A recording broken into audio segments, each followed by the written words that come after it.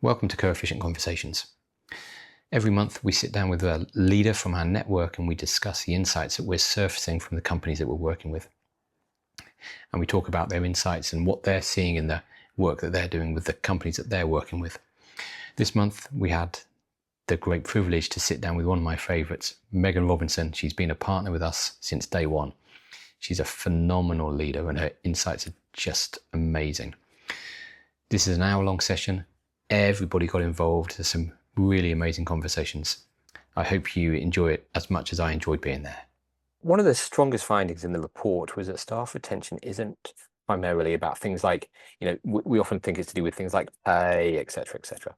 But the strongest correlation of staff retention was actually alignment, how aligned people feel and how connected they feel to the organization's purpose, its values, and its direction. And when they feel connected, they're much more likely to stay. Now, on paper, that sounds obvious.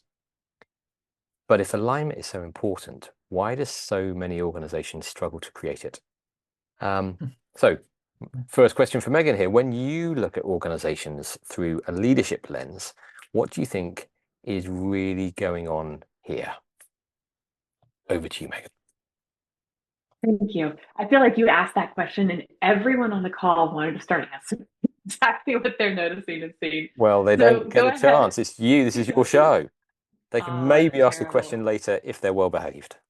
If they're well behaved, there you go. Well, I really see that alignment issue coming up in two folds. And I'll have a quick story actually of a call I had yesterday. So it's very top of mind. I was doing a senior executive coaching call, one-on-one session, and he talked about how he wanted to share what his team was doing with the rest of the organization. And I pushed back really hard on him, said, why does the rest of the organization care what your team is doing, right? What does that matter? Why do you want to share that? Because I know that he's working on executive presence and his CEO is going to ask the same thing. And you've got a really clear purpose and understanding of why they're doing that. Pushed back even further, couldn't understand, couldn't really articulate why they wanted to share it. When I peeled back those onion layers for a very tired metaphor, I really found out that he wanted to share his team was working on the strategic initiative and he wanted to share what the strategic priorities were with the rest of the organization. I think this data shows that, of course, you should do that, right? We all know probably people need to know what the strategic prioritizations are, how they align with that so that they can have that purpose, so they can make better decisions, so that they can be aligned with that and achieve those missions and those objectives much faster. Unfortunately, he could not articulate that. There was no understanding of why that was important to do. And I know that's something that seems very obvious to a lot of us here. The data's even showing it. But when we really come to why are these things important, what do we expect will happen, many organizational leaders can't articulate that. And if they don't have a clear purpose or a clear intention, they're not going to do it. It's wasting time. It's wasting space. They don't see the value of it. And we do, and we kind of, I mentioned a little bit earlier, right? When people do know what those strategic priorities are, they have more purpose in the work that they're doing. They're able to align to a bigger objective. They're able to make better decisions. They don't just feel what they're doing is worth nothing. They create more value, more purpose, more intention with it. They work harder for it. There are tons of values that go into that. But if our leaders can't articulate that or they don't understand that value, they won't do it. So that's my very recent, totally different direction where I thought I would go with this. But I think a great example of so much of what the CoEfficient survey shows us, or what we may tell someone as consultants or coaches is intuitive or almost obvious, is not. And we still have to take that step back to understand why that matters and how that works and truly paint that picture for someone else. Because without that, they're not inspired to take action. They don't understand the why behind it. And it's truly almost an educational play at some point. I love it. I think you're actually spot on. And part of the role that you undertake as a leadership coach is actually to paint that picture and paint that future and bring people with you and align them to your thoughts and values as well. So thank you for that. Now you got me going on something else. Sorry. No, we'll carry on if you want to. Yeah. Well, I think often business leaders don't really know what that vision is. They know pieces of it, or there's a lack of confidence. See a lot of heads nodding. They think they know where they want to go, or they know enough to posture with it, or they know enough to lead. But when it really push comes to shove and you start to pick at that strategic plan or really dive into the details of that vision, pieces of it may be blurry. And so it's almost a vulnerability piece for them to feel confident in order to really share and put that out there so that others can align with it. Not every leader is set out for that and prepared for that. Not every leader is confident. And really, when you see the organization collaborate around that shared vision, collaborate around what they want to align to, it becomes even more powerful. I'll often say that vision is 80-20 principle. I think a lot of people are familiar with 80-20 principle. 80% of that vision is probably set by leadership, but that 20% of that vision, 20% of those strategic goals really need to come from people. And that balance, it is not just a top down initiative, here's what it is, but it's that partnership and that collaboration that makes it really strong and really impactful. Mm. I think there's actually an element of courage as well required from leadership, because if you want to be really, really clear about who you are as an organization and where you're going to go, some of your existing staff are going to go, whoa, no, this isn't what I thought I signed up for, or this isn't the direction I want to go in. And it can be short term quite disruptive, and the people who aren't truly aligned will, in my experience, self-select out. And now that does leave space for the right people to move in, but it can be, a pretty scary, daunting period in the growth of an organization. And it's constantly changing. What Well, works maybe, sorry, I was just going to say, Carrie, we'll come back to you in a moment. I saw your hand come up there. it's always changing, right? What the vision was 5 years ago, 10 years ago, maybe doesn't look like what it is now. We're constantly getting disrupted. So you talk about courage. If that team is not evolving with it, if you're not continuously getting that alignment, it does look different. And it is scary as that change happens. Now we go into organizational change. Yeah. Carrie, you had your hand up. Yeah, one thing that I observed when I was working in an organization, this was, well, I'll just put it this way. Senior leadership asks so much of the people that work for them. We want your time, talent, resources, brilliance, dedication. And then I noticed that this organization I was working with, um, and it was during like COVID and things were just supercharged and everybody had to come up with new solutions and new strategies. And I was like, you guys are giving these charges to your employees and you're not telling them what you're doing on their behalf. There is a total disconnect. You're not even thinking that they need to know how you're advocating for them, what you're doing on their behalf, how you're invested in them. So it's just like this compartmentalized separation, and it just didn't even occur to them. And I was like, you are deciding things to benefit them, and you're not connecting the dots for them. And so that was just a big noticing for me as well. Megan, with what you're talking about is like, why? Well, I am asking so much of you, and it looks like it's just a one-way street. And I'm not sharing how I am also thinking and factoring you in and your well-being and the organizational well-being. So that was like, I couldn't even believe that didn't occur to leadership to do that. Yeah, thank you. And I think that's where we're hitting the nail on the head is everyone on this call can give probably 20 reasons, 50 reasons, 100 reasons why it's important. And we don't need to convince each other in this room probably why it's important and what we need to do. We need to make sure that we're aligning with the leadership team that needs to take that action. And we're providing that information for them. Thank you. Right, we're going to move on to question number 2. Let me find my screen. Hopefully you can see this. We're going to talk about performance problems. So one of the things I often see in organizations experiencing performance issues, they immediately look at their systems and their technology and their processes or structure. But if we look at the data on the screen here, we can actually see that a lot of the correlations and the connections here are very human. Belonging, giving, inclusion, connectivity, team working, psychological safety. And over time, those issues can show up as performance problems. So, Megan, when a client tells you they've got a performance problem, what do you typically find sitting underneath? Right. It always depends on what you look at from a performance problem. It's such a broad category. But I will say, sitting underneath for me, 9 times out of 10 is insufficient feedback.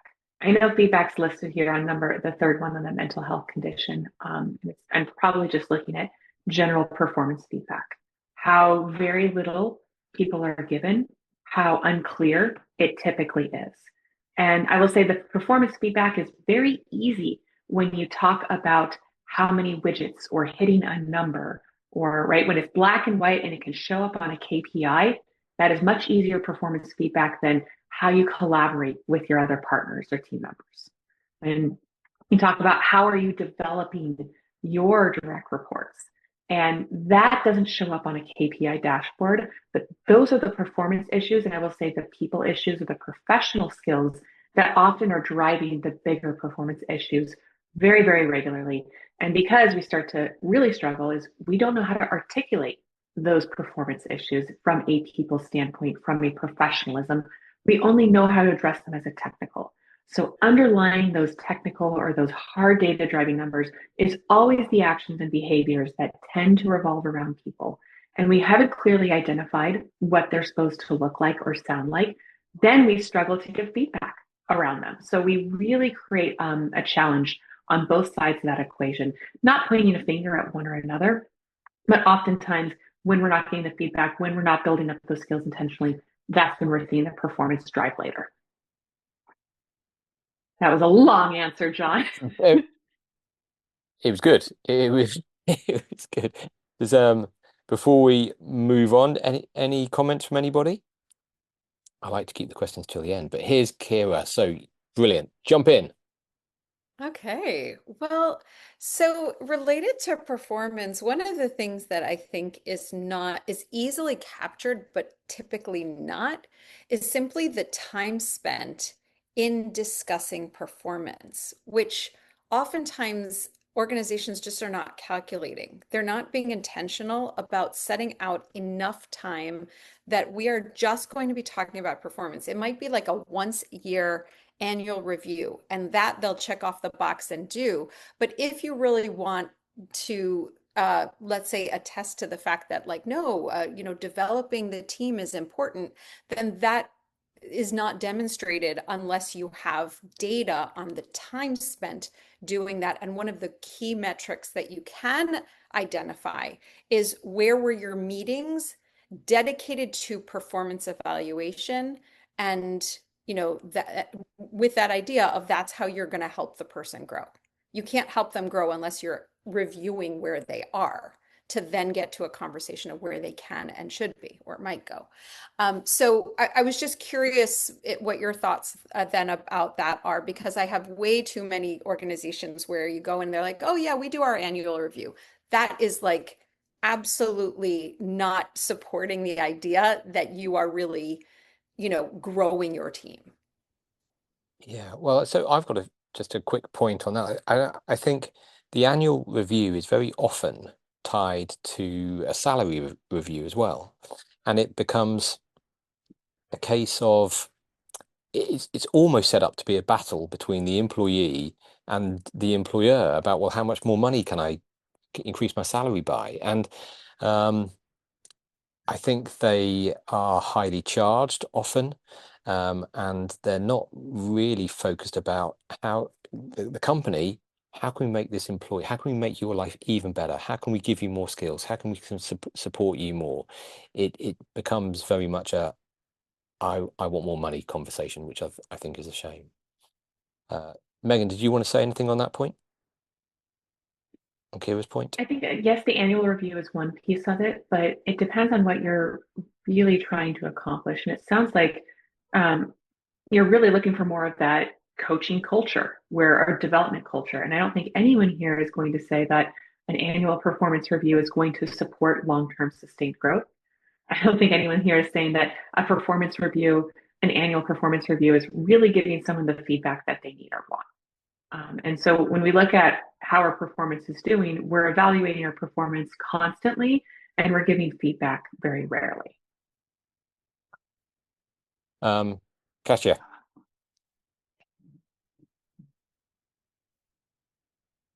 Yes, I think it's a topic that I struggled with a lot because I feel like at the very top, the alignment and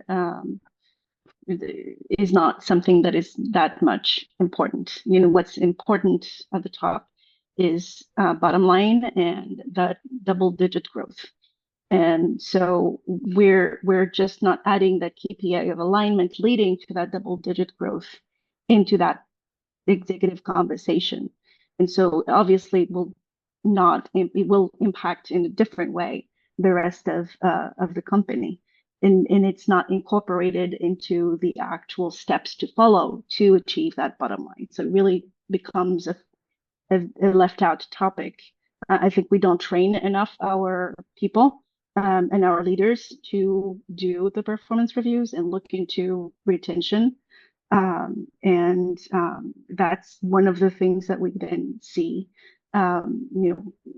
become a serious problem in the whole organization into how we manage our headcounts. Yeah, thank you for that. Thank you. Mike? Yeah, really interesting as a conversation goes. And I think for me, there's three things here. It's the ability to have the great performance conversation, but very separate and very different is the ability to have a great development conversation. The performance conversation is about the results and the accountability. The development conversation is about how do I fulfill my potential. And then the third thing is the skill and ability to give timely and relevant feedback. How do you give it? How do you receive it? How do you accept it?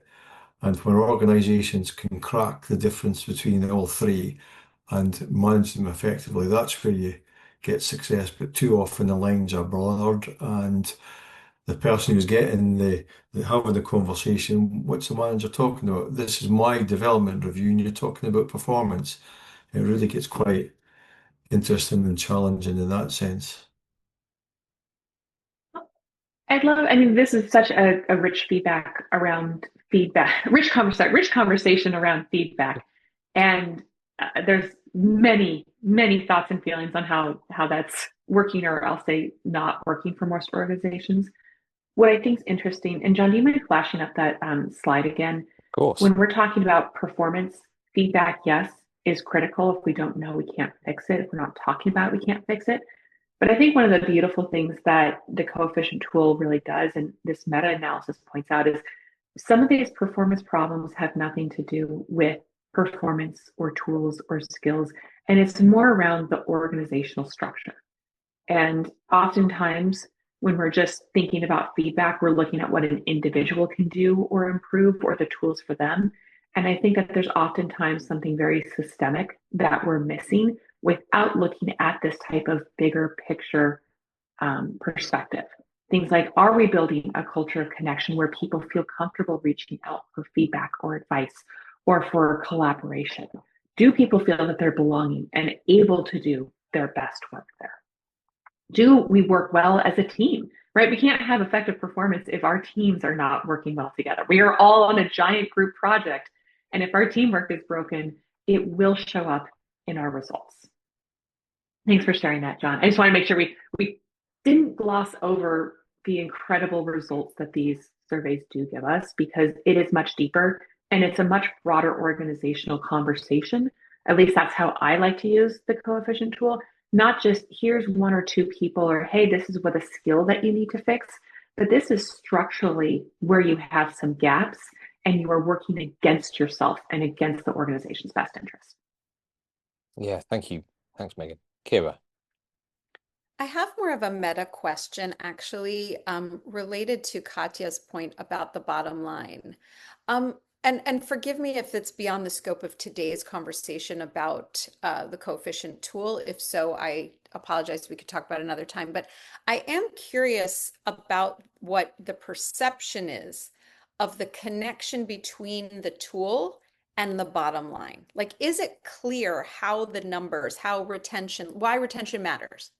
Why belongingness as specifically matters? Like, is it clear how that relates to the bottom line, or is it too like philosophical and difficult for leaders to even get to? I'm just wondering, and that's just more of a meta question. Okay, so I'll give you a very quick story about that. Because so I'm fairly certain in this group of people, it's pretty clear. Like, talk to your staff, get the data, use the data, and things will improve. The interesting thing about the CoEfficient platform and the way that we work with organizations via our amazing network of partners is interesting, because actually it's a little bit like, we're a little bit like going to the doctor, and the doctor telling you, hey, John, you've got high blood pressure. And me going, okay, brilliant. Well, I'm not going to do anything about that. I'm going to continue to drink the red wine and eat the lovely Guernsey butter and not do any exercise, and things will not improve. And it really is a sort of a joint up relationship.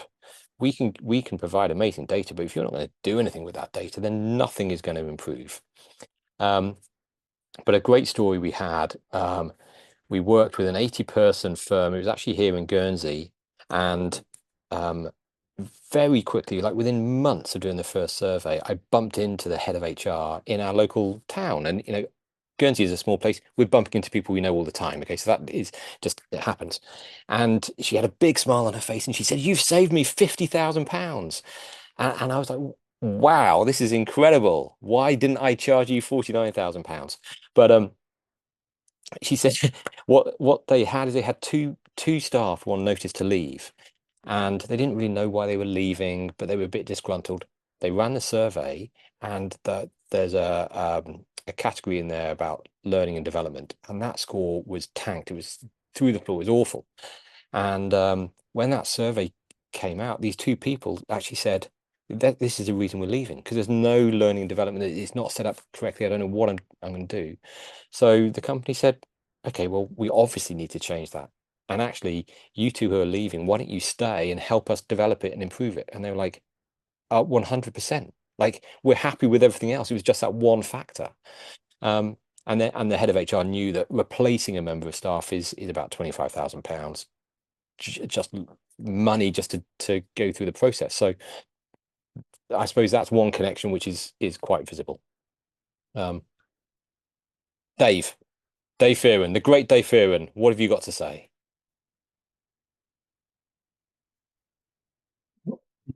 As I was thinking about performance, it just struck me that there's basically two kinds of work flowing through an organization. There's the work that produces the product and service, and there's a lot of hands on that and minds on that. But I think there's another kind of work called performing the organization that pops into my mind. An HR person performs that part of the organization. A financial officer performs that part of the organization. We can't just look at the structure above workers and say those boxes do something. I think they have to engage. I have to come to work every day concerned about how to make the organization itself function better. And they have those jobs to do. Now, each one of those jobs, though, brings them into contact with the workforce, with the job, where the work's being done. So I heard earlier, I think it was Megan, that said, well, employees don't always know what's being done on their behalf. Well, my point is that's part of the responsibility of the people with the titles in the organization, and to explain it in the terms of what their aspect of the organization is. Here's what HR does for you. But what does IT do for me?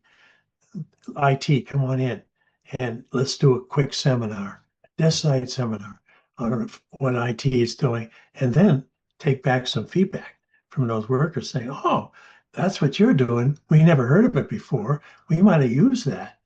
But now we've heard of it. See, so I'm playing in my mind about these two strata of work. Yeah, absolutely. I love that, David, sorry. Um, the only thing I will add to that is I am constantly seeing those professional services or those other support systems within the organization unable to effectively articulate their message from the perspective of the other person or from the perspective of the senior leadership. And Yes. that we want to call it executive presence, strategic thinking, whatever buzzword you want for it. That gap is where we see, yes, that's a great idea in theory, but can they rise to that occasion? And I will say HR specifically is woefully unprepared to have those types of discussions, and they only see it from their own lens. Sorry for all my HR practitioners. We do. Okay, people are like, yes, and I agree with you still. So we do a lot of work, I will say, with HR on how we uncover that, how we build that business case with them, and how we look at it from that organizational perspective that gains that executive attention, because that's where the push and pull. It's not that they don't provide value. It's just that they're not able to articulate it in a way that resonates with the other person. Yeah, I get it. Don't get me started on IT. That's a whole nother ball of wax. Well, we'll quickly I switch know we over need to to keep moving too, John. we'll switch over to Peter Laugh to see what he's got to say, and hopefully he'll steer us away from IT. Well, yeah, I do have a technology question, but I won't ask. No, so I was interested in you mentioned, Megan, the structural problems that result in this, and that kind of lit something up. My work is really looking at the structure in which we operate, command and control, is one, completely antithetical to the complexity of the time that we're in. But more importantly, it separates leadership from the people doing the work at a time where that separation is very challenging. So I'm wondering, in your opinion, to what extent are the problems that you're seeing embedded in the very structure of the way in which we operate and the system of organizational structure and leadership we've been using for the past several thousand years? It's a loaded question. Yep. I will say that I think everyone here agrees that there are quite a few infrastructure and organizational structures that are designed without that in mind. Part of it is the structure, absolutely, how it's designed, what those expectations are, how meetings are run.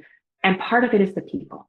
You can take that same structure and have a leader that is listening focused, empathetic, naturally curious, and it will take a lot of the challenge of that structure out of it pretty quickly. I was just reading a book actually on Netflix's culture, and the CEO is talking about how they don't take any meetings in their office, they go to someone else's office. And you want to talk about command and control, power hierarchy, right? How gated a CEO could be. And if you have to go through the walls, if you have to go through the admin to get time on the calendar, as opposed to having someone meet you in your space, that alone speaks volumes. And that's a very small, I don't know if that's a structural change or if that's just a behavior change. But there are things that we can influence that are on that smaller, little bit of a lighter lift, as opposed to let's change how many direct reports everyone has and what their performance review plan is, because that might be a little bit heavier, Peter. And I'm happy to talk offline with you more into what some of those structures look like and where you're finding some of those nuances.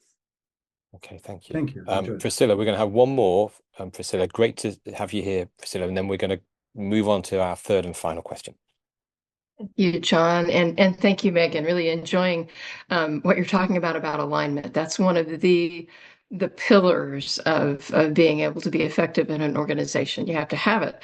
So my question for you is, I'm speaking next month. I got asked to develop a class. The first one that I submitted was rejected, but now they've come back and said, we'd like you to do one because the other people got out, didn't want to do it. Mine was on accountability and managing oneself and conflict and for a culture, creating a culture of accountability. I'm wondering now, I know that they want to have a seat at the C-suite. They want to be a part of the leadership conversation at this conference. And what advice would you give for helping these people who want to be seen as relevant, these HR professionals? And what should I tell them? Hire me for my creating a culture of accountability workshop. Sorry, we do have a proprietary model for looking at how we teach accountability. I will say accountability only works if you really have alignment at the beginning, where I think it's where you're going with it. And that is part of our model. So focusing on what you really have alignment and commitment to. Otherwise, accountability falls pretty flat very, very quickly. And you'll see that in the organizational performance as well, where you have a lot of that confusion, a lot of missed expectations. Thank you. Thank you. Okay, we're going to move on to topic number 3. Let me share the screen. Workload, burnout, and sustainable performance. So this was probably the finding that generated the biggest reaction when we published the report, and it's only 27% of responses were favorable on workload sustainability. So put it another way, fewer than 3 in 10 employees felt that the conditions existed inside their organizations for sustainable workload over time. The report also concluded that workplace mental health is being shaped less by individual resilience and more by the quality of the work itself. And this is sort of quite a challenge to the traditional narrative. So, Megan, when organizations talk to you about burnout, what do you think they often get wrong? Ooh, I'm going to go contrarian to where you're going. I definitely hear that organizations, the mandate, the ask to do more with less. I don't know if anyone else has heard that, but that's a pretty common one here in the States. More with less is constant. And yes, it is a recipe for burnout. Where I talk a lot with organizations, I feel like the recipe for burnout is as soon as you hit that next goal, you are almost going to be penalized for it next year. And I'll say I talked with someone in a sales role, and he hit his numbers by February of this year. He had a big client come in. He hit his numbers in February. Do you know how motivated he is to keep up those numbers and do a good job for the rest of the year? And that's because we all know next year those numbers are just going to climb. And we don't celebrate that success. We don't celebrate our achievements. We don't look at what is realistic. We are constantly asked to do more with less. And I think that is a huge challenge. It's a huge expectation, and it's a huge norm in our organizations these days. Not an easy fix for that, but it is a great question of what new resources, tools are you really going to impart in order to achieve that? And I actually have a good friend that's a fractional CFO, and that was his blog last month is great. If you have this great strategic plan, right? Everything that you want to do, which is, let's face it, above and beyond business as usual, because you still have to keep the lights on, you still have to serve your clients, you still have to make the widgets. What resources are you going to particularly give to achieving this strategic plan? And if you don't have a resourcing plan for it, that's just a wish list. That's not really realistic. So that would be one side. Yes, I want to recognize the organizational aspect, as you mentioned, John. What I will say from the other side of things, and this is the uncomfortable truth that I've been recognizing in organizations, is oftentimes it's those mid-level managers that are burnt out. We all know the stats on them. Mid-level managers are squeezed from both ends. And how much of that is really, truly put on them? And it's not because they're not resilient. It's because they don't understand their expectations of their role. They tend to jump in and save their team. They have a terrible challenge with delegating and coaching up the team. And so they come in and do more and more and more work and carry more of that burden. I was doing a 360 debrief actually just last week, and it was one of my pinnacle coaching moments. Actually, I was really excited about it.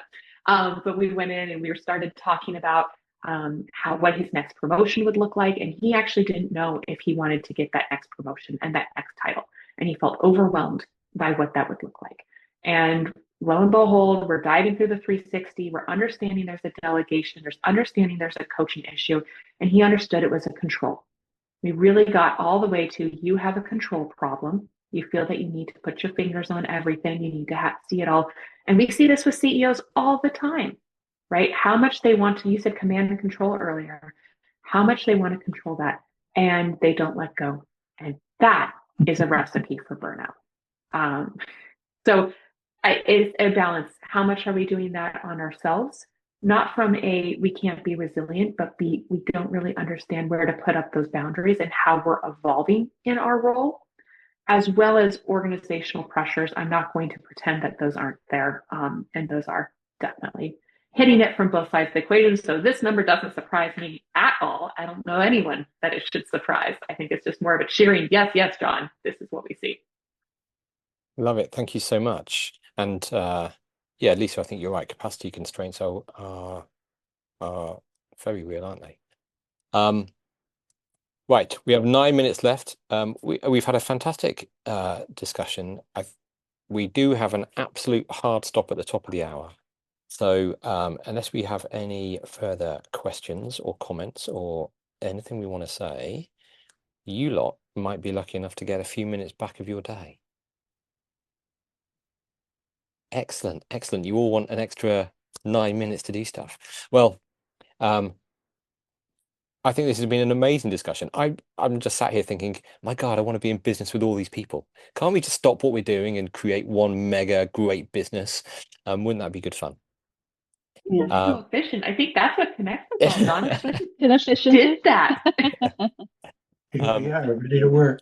Thank you, Yeah. Megan. You are wonderful. I've enjoyed every single conversation I've ever had with Megan, and listening to her talk is always a great joy and privilege. How do we find me, Megan? How do we find you? I will go ahead for this group. I will pop my contact information. And if you want to connect for a 30-minute meeting, anything after September 8th would be lovely. I'm a little slammed until then, but I'd be happy to have a one-off conversation if you see some opportunities or an opportunity to connect. Definitely connect with Megan. She's awesome. And thank you to you lot as well. I mean, we've said wonderful things about CoEfficient here. I'm so thrilled that, there's so much respect and love for the company that I've built, but it's nothing without you guys, absolutely nothing. So you really are all the stars of the show, and we would be nothing if it wasn't for you. So thank you all so much for turning up. Next month, end of September, we have Peter Laughter coming to speak to us, share some wisdom in the CoEfficient masterclass. And until then, have a wonderful autumn's on its way, a few days away, and we'll see you all in a month. Thank you so much for coming. CoEfficient, helping people help people.